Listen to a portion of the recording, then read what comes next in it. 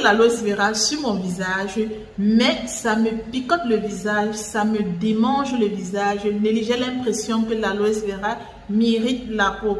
Alors, que dois-je faire pour bénéficier de ces bienfaits sans toutefois passer un moment d'inconfort? Dans cette vidéo, je te dis pourquoi l'aloe vera t'irrite la peau, te démange la peau, te picote la peau, et je te donne quelques astuces pour contrer le pouvoir acide de l'aloe vera et bien bénéficier de ces bienfaits, car l'aloe vera regorge de nombreux bienfaits pour la peau et pour ton organisme.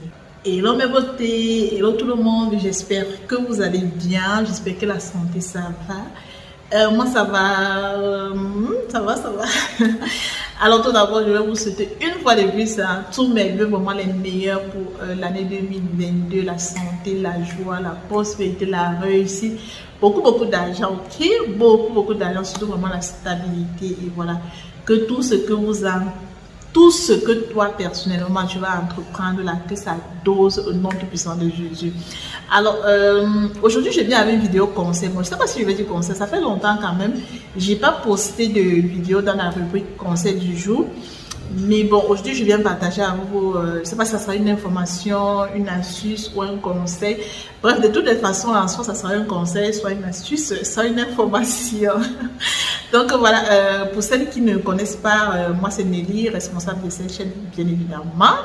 Donc voilà, j'ai créé cette chaîne vraiment pour partager avec vous des petites astuces, comment prendre soin de sa peau naturelle avec tout ce qu'on a autour de nous là, ok?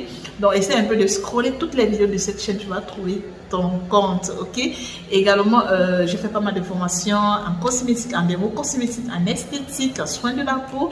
Et voilà, ça m'a permis vraiment de mettre sur pied une large gamme de produits, donc quelques-uns sont là pour prendre soin vraiment de la peau, et je me suis spécialisée vraiment dans la réparation de la peau, que ce soit les peaux abîmées de par mon expérience, les boutons, l'acné, l'hyperpigmentation, les mélasmas, bref, si vraiment tu veux redonner vie à ta peau, chez Nelly Biocosmétique, la solution y est. Donc aujourd'hui, on va parler de quoi? On va parler de l'aloe vera. Pourquoi l'aloe vera? Parce que déjà c'est vraiment une merveille, et aussi la raison qui m'amène vraiment ici avec l'aloe vera, c'est le fait que j'ai reçu pas mal de plaintes en ce qui concerne l'aloe vera, ok? Bon, il y en a qui m'ont écrit et me disent, voilà Nelly, moi j'utilise l'aloe vera, j'ai appris l'aloe vera sur ma peau pure comme ça, mais j'ai des irritations, ça me picote, ça me démange, je n'arrive vraiment pas à l'utiliser, pourtant j'aimerais bien bénéficier de ces bienfaits que je vois un peu de partout. Donc, que dois-je faire? Je dois abandonner ou je dois faire comment, s'il te plaît Nelly? Au secours, explique-nous qu'est-ce qu'il y a, qu'est-ce qu'il faut faire, qu'est-ce qu'il ne faut pas faire avec l'aloe vera. Donc, aujourd'hui, j'ai tenu à faire une vidéo vraiment pour que pas mal d'entre vous en bénéficient, parce que c'est toujours très important vraiment d'avoir quelques informations. Alors, ce qu'il faut d'abord savoir sur l'aloe vera, c'est que c'est une plante vraiment... comme pas mal de gens le disent, vraiment miraculeuse. Elle est vraiment miraculeuse. Tout simplement parce qu'elle a tellement de bienfaits, que ce soit pour l'organisme en général en fait. Intérieurement comme extérieurement, pardon, l'aloe vera vraiment c'est une bombe. C'est une bombe pour la peau, c'est une bombe pour prendre soin de son organisme, des infections, des maladies. Je vous ai même partagé une astuce avec l'aloe vera, comment traiter les kystes. C'est vraiment quelque chose vraiment de waouh. Maintenant, il faut savoir l'utiliser sur la peau. Sur la peau, c'est autre chose, ok? Pourquoi? Parce que l'aloe vera a un pH extrêmement acide, si je peux dire comme ça. Son pH est plus acide que le pH de la peau, de par mon expérience, parce que j'en ai testé. Ok? Et je me suis rendu compte que l'aloe vera était vachement acide. Et un produit qui est plus acide que le pH de ta peau ne peut que vraiment te causer d'irritation si tu as vraiment une peau hypersensible, parce qu'il y a des personnes qui utilisent par exemple aucun problème. Mais moi également, je me suis rendu compte que quand je mets l'aloe vera pure sur mon visage, j'ai des petits picotements, des sensations un peu bizarres. Donc je ne sais pas si toi également tu as vécu cette expérience avec l'aloe vera. Si c'est le cas, mentionne-nous en commentaire et dis-nous comment tu fais pour en bénéficier de ces bienfaits qui sont tellement nombreux. Alors, l'aloe vera, comme je dis, vraiment la première des choses qu'il faut savoir, c'est son pH. Ça a un pH, son pH est acide. Acide, vous savez que le pH de la peau, c'est dans les 5,5. Donc, quand tu utilises un produit, pour que le produit ne t'irrite pas, si tu as un peu sensible, tu dois tourner autour du pH de la peau. Tu ne dois pas aller en dessous, et vraiment l'aloe vera a un pH tellement faible. Alors, c'est déjà bon de le savoir. Son pH est acide. Ce que tu dois faire, c'est de pouvoir concrétiser l'action, le pouvoir acide de l'aloe vera. Et pour cela, tu dois tout simplement essayer d'élever son pH quand tu veux l'utiliser. Étant donné que bon, tu n'es pas une biochimiste, tu n'es pas une chimiste, tu n'as pas certaines notions, je vais te donner quelques astuces qui pourront t'aider, une en particulier, qui pourra t'aider vraiment à utiliser ton aloe vera à la maison. Donc, ce que tu dois faire, c'est que tu dois combiner l'aloe vera avec un autre ingrédient et surtout pas le citron. Ok?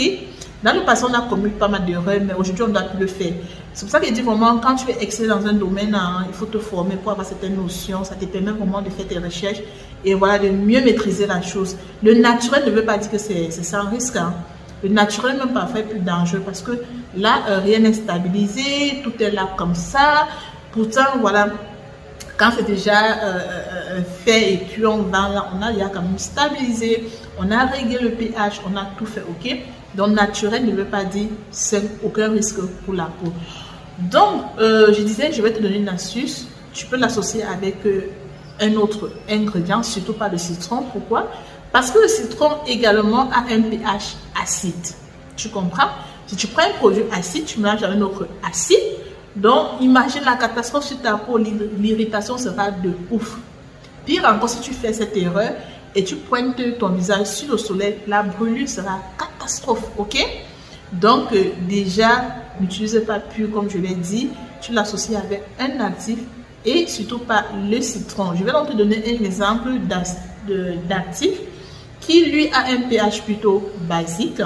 Donc, son pH est plus élevé que le pH de la peau. Donc, c'est le concombre. Oui, c'est toujours la nature en fait. Tous les trucs, sont des trucs qu'on a autour de nous. Le concombre, donc tu vas m'associer le concombre avec l'aloe vera pour essayer de neutraliser vraiment l'acidité de l'aloe vera. Le concombre étant basique, l'aloe vera étant acide, quand ils vont se mettre ensemble, ils vont créer des lésions. Ok? Ils vont créer, bon, il y aura une réaction et tout. Ils vont former un truc, voilà, on aura un produit pas vraiment acide. Maintenant, tu dois contrôler la quantité de jus de concombre, par exemple, que tu dois ajouter dans ton aloe vera.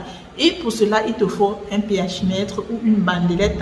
Il y a les bandelettes pas moins chères, 4000, 5000, c'est pas trop. Tu as une bandelette où tu te procures un pH mètre. Oh là là. Je voulais montrer mon pH mètre, mais je vais un peu quitter là. Si je vais trouver, juste pour t'indiquer. Donc voilà, tu peux chercher ce pH mètre. Donc vous voyez, là c'est le pH. Donc tu peux chercher ce pH mètre qui va vraiment te donner c'est précis en fait, c'est tellement précis. Ou alors tu peux t'en procurer, tu peux trouver une bandelette. Donc je vais aller chercher la bandelette, c'est plutôt long. Donc je suis de retour. Alors je disais, soit tu as ce pH mètre qui est plutôt vraiment précis, qui te donne vraiment un résultat précis, ok? Ou alors tu prends ce genre de bandelette. Donc ça se présente, bon, je ne peux pas quand même faire une topo sur pourquoi c'est, voilà. Donc où tu prends, voilà, ça se présente comme ceci dedans. Là tu as les graduations pour les pH mètres, bref. Si ça vous intéresse, je peux vous montrer comment utiliser ce truc. Sinon, il y a pas mal de vidéos également sur YouTube. Vous pouvez faire vos recherches. Donc, c'est ça en fait. Il te faut un pH mètre. C'est très important quand tu veux faire tes trucs à la maison. Ok? Parce qu'il faut vraiment contrôler le pH de tout ce que tu mets, de tes produits, en fait, de ce que tu utilises. Et voilà. C'est vrai que dans les cosmétiques, industriel, c'est un peu différent, mais on n'est pas là, on est là sur nos astuces maison. Donc c'est ça en fait le pH, il faut vérifier le pH. Et la deuxième des choses que je vais la deuxième des choses concernant l'aloe vera, c'est que quand tu veux utiliser l'aloe vera, tu sais, l'aloe vera est une plante qui s'auto-défend. Donc elle produit une substance, j'ai oublié le nom, elle produit une substance et cette substance là, voilà, la défend contre les agressions d'autres plantes en fait. Donc si tu t'es rendu compte, quand tu coupes ton aloe vera, il y a toujours un liquide jaune, jaunâtre, un truc un peu comme ça qui sort. Ce que tu dois faire, c'est quoi? C'est quand tu coupes ton aloe vera, tu dois te laisser tremper dans l'eau pendant même 30 minutes, 1 heure de temps. Mais il ne faut pas laisser toute la nuit, comme je vois un peu partout. Ne laissez pas toute la nuit. Parce que si vous laissez toute la nuit, l'eau, il y aura une réaction de macération qui va se produire.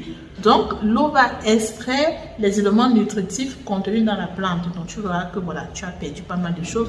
Dans juste quelques minutes, tu nettoies bien. Et les épines, tu enlèves toutes les épines parce que voilà, ce sont ses défenses en fait. Donc, tu dois enlever toutes les épines. Tu te rassures vraiment que c'est bien nettoyé. Et surtout, n'applique pas la peau de l'aloe vera sur ton visage. Si tu as vraiment une peau hypersensible, évite. Parce que ça va te causer des démangeaisons. Pourquoi? Parce qu'aujourd'hui, tout n'est plus naturel en fait. Si tu coupes chez toi, c'est encore bon. Mais si tu achètes, vous savez qu'on utilise des pesticides, des engrais pour pouvoir pousser, pour faire pousser rapidement et avoir des grosses tiges. Donc, pour éviter vraiment que ces engrais puissent se déposer sur la peau, pour éviter voilà, que ça te cause des irritations, des démangeaisons et tout, tu n'utilises pas la peau de l'aloe vera sur ton visage. Tu nettoies bien, tu ouvres l'intérieur, tu racles l'intérieur et c'est ça que tu utilises. Et comme je l'ai dit, tu n'utilises pas pur sur ta peau, tu l'associes soit avec le concombre. Ou voilà, je vais également tester d'autres plantes pour voir leur pH, c'est très important, ok? Ou alors, il y a pas mal d'actifs pour faire augmenter ou baisser le pH d'une solution. Donc, il y a tellement sur le marché. Donc, voilà l'information que je voulais partager. Je pense que c'est plutôt une information, information astuce conseil en même temps. Donc, voilà, mes vieux, je voulais partager cette information avec vous sur YouTube pour que vraiment pas mal d'autres personnes en bénéficient que de répondre à 2-3 personnes comme ça. Donc, voilà, c'est toujours des trucs qu'il faut savoir. Ok? J'espère que dorénavant, tu n'auras plus cette mauvaise aventure avec l'aloe vera. Juste vraiment bien savoir l'utiliser car elle regorge de nombreux bienfaits, des vertus incroyables que ce soit pour l'organisme. Il faut la consommer régulièrement, c'est très. Je vous ai même partagé une astuce avec comment arrêter les démangeaisons vaginales et tout. Bref. Donc voilà, j'espère que je t'ai appris quelque chose. Surtout like, commente, partage, abonne-toi. On se dit à très bientôt. Le Seigneur amour, Nelly aussi. Ciao.